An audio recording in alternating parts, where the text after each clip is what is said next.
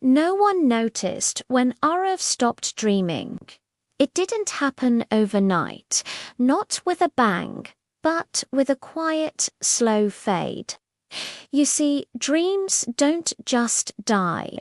They get buried, little by little, under a pile of unpaid bills, a mountain of unanswered emails, and the constant nagging sound of an alarm clock you don't even hate anymore, because you don't feel much of anything. There was a time when full of potential was Arav's middle name. Teachers said it, friends echoed it, even strangers he'd just met would comment on it. But here's the thing about potential: it's a dangerous word. It's like a promise of wealth that keeps your pockets empty. It makes you feel rich in possibility while you're living a life of quiet desperation. At 27, Arav found himself in a job he never intended to have. It's just temporary. He'd tell himself a mantra he'd been repeating for 5 years. He was in a holding pattern, waiting. Every morning he'd wake up and wait for a surge of motivation to hit him. He'd wait for that magical feeling of confidence to finally arrive. He was always waiting for the right time. And every night, as he lay in bed, he'd make the same empty promise. Tomorrow will be different. But tomorrows kept coming and going, each one a carbon copy of the last, until one night it wasn't. The power went out. Suddenly, the city's hum was gone. No buzzing phone, no endless scroll of the internet, no distracting noise. Just a profound, almost deafening silence. And in that darkness, Arav stumbled upon something. An old notebook covered in a thin layer of dust, tucked away and forgotten. He blew the dust off and opened it.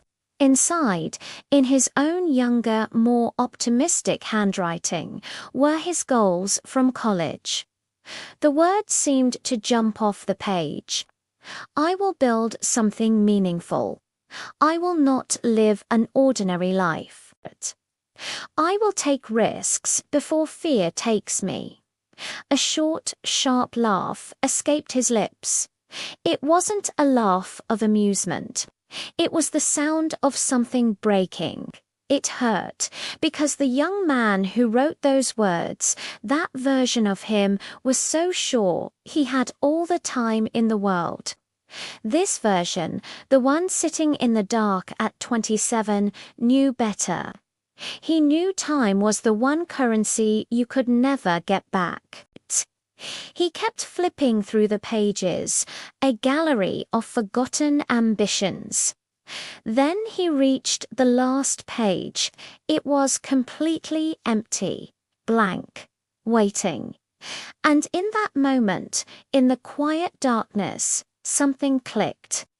It was a realization so simple, yet so profound, it shook him to his core.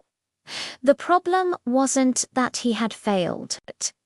He hadn't even tried hard enough to fail. The problem was the waiting.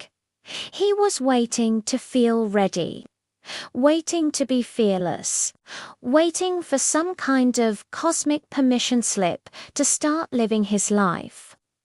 That night, Arav didn't write a new 5-year plan. He didn't create a vision board or a complicated strategy. He just made a decision, a simple, powerful choice. He would start before he felt confident. He would act before he had all the answers. He would move before motivation decided to show up. He would stop waiting for the feeling and start creating it through action. The next morning, when the sun came up, Nothing magical happened. There was no lightning strike of inspiration. He was still scared. The uncertainty was still a heavy weight in his chest. He was still, by all accounts, ordinary. But he did one thing differently. He took one small, uncomfortable step toward one of those old goals. It was awkward. It was clumsy, but it was a step, and then he took another.